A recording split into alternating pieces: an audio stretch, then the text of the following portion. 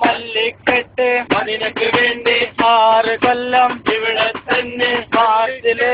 ഞാൻ പോന്നാ ക്യാൻസലാക്കി ഞാൻ പോന്നാ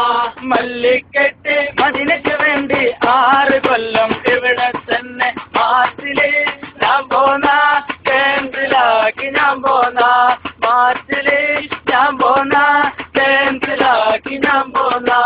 അനിയന്മാര് സഹായിക്കും ബാക്കിയുള്ളവര് സഹായിക്കും നാട്ടിലെ സകലം പറമ്പും വിറ്റാൽ കത്തീരക്കുള്ള കാശാകും മാർച്ചില് ഞാൻ പോന്നാ